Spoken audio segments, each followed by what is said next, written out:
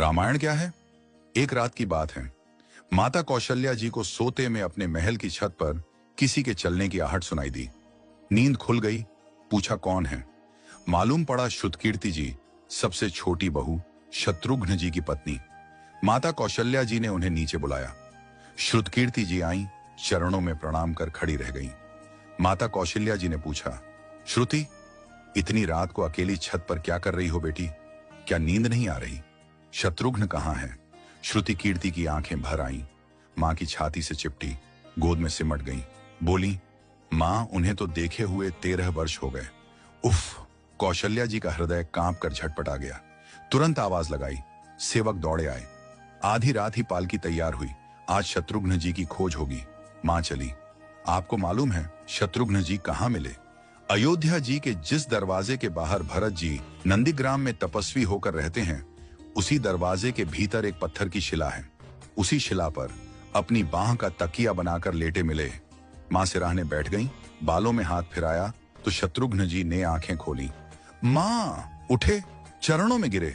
मां, आपने क्यों कष्ट किया? मुझे बुलवा लिया होता। मां ने कहा, शत्रुघ्न यहां क्यों? शत्रुघ्न जी की रुलाई फूट पड़ी।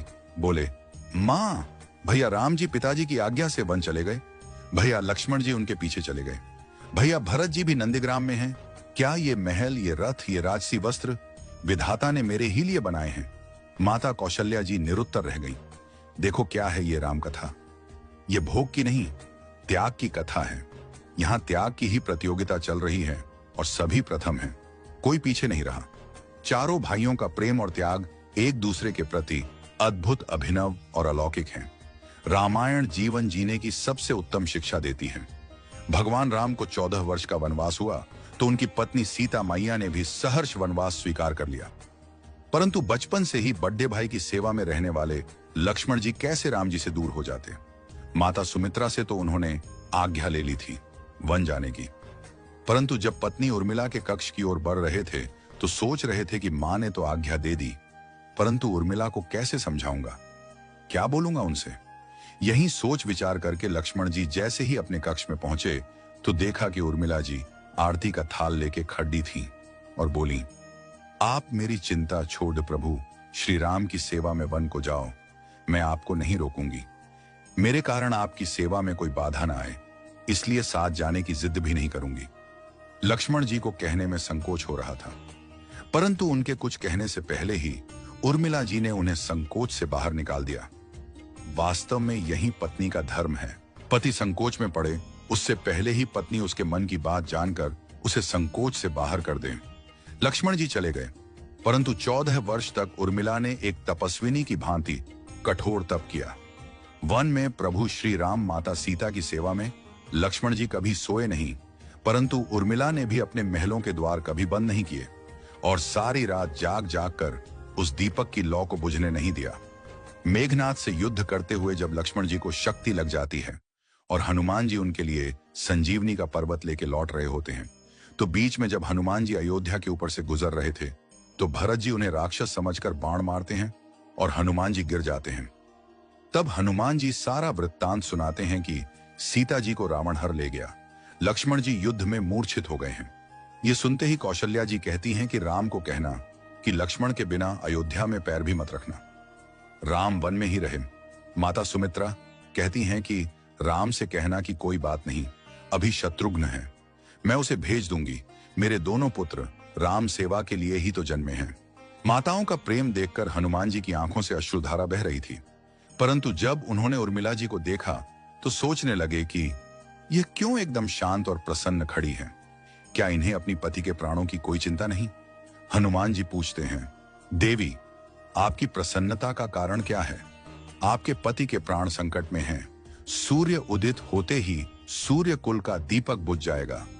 उर्मिला जी का उत्तर सुनकर तीनों लोकों का कोई भी प्राणी उनकी वंदना किए बिना नहीं रह पाएगा। उर्मिला बोली, मेरा दीपक संकट में नहीं है, वो बुझ ही नहीं सकता। रही सूर्योदय की बात, तो आप चाहें तो कुछ दिन अयोध्या में विश्राम कर लीजिए, क्योंकि आपके वहां पहुंचे बिना सूर्य उदित हो ही नहीं सकता। आपने कहा कि प्रभु श्री राम मेरे पति को अपनी गोद में लेकर बैठे हैं। जो योगेश्वर प्रभु श्री राम की गोदी में लेटा हो, काल उसे छू भी नहीं सकता। यह तो वो दोनों लीला कर रहे हैं। मेरे पति जब से वन गए हैं तब से सोए नहीं हैं। उन्होंने न सोने का प्रण लिया था, इसलिए वे थोड़ी देर विश्राम कर रहे हैं, और जब भगवान की गोद मिल गई तो थोड़ा विश्राम ज्यादा हो गया। वे उठ जाएंगे। और शक्ति मेरे पति को लगी ही नहीं, शक्ति तो प्रभु श्री राम जी को लगी है। मेरे पति की हर श्वास में राम है, हर धड़कन में राम, उनके रोम रोम में राम है, उनके खून की बूंद बूंद में राम है। और जब उनके शरीर और आत्मा में ही सिर्फ राम है तो शक्ति राम जी को ही लगी, दर्द राम जी को ही हो रहा। इसलिए हनुमान जी आप निश्चिंत होके जाए, सूर्य उदित नहीं होगा। राम राज्य की नींव जनक जी की बेटियां ही थीं, कभी सीता तो कभी उर्मिला। भगवान राम ने तो केवल राम राज्य का कलश स्थापित किया, परंतु वास्तव में राम राज्य इन सब के प्रेम, त्याग, समर्पण और बलिदान से ही आया। जिस मनुष्य में प्रेम, त्याग, समर्पण की भावना हो, उस मनुष्य में राम ही बसता है। कभी समय मिले तो अपने वेद, पुराण, गीता, रामायण को पढ़ने और समझने का प्रयास कीजिएगा। जीवन को एक अलग नजरिए से देखने और जीने का सुर मिलेगा। लक्ष्मण सा भाई हो, कौशल्या माई हो, स्वामी तुम जैसा मेरा रघुराय हो, नगरी हो अयोध्या सी, रघुकुल सा घराना हो, चरण हो राघव के जहां मेरा ठिकाना हो त्याग भरत जैसा, सीता सी नारी हो, लवकुश के जैसी संतान हमारी हो, श्रद्धा हो श्रवण जैसी, सबरी सी भक्ति हो, हनुमत के जैसी निष्ठा और शक्ति हो। ये रामायण है, पुण्य कथा श्री राम की। जय जय श्री राम।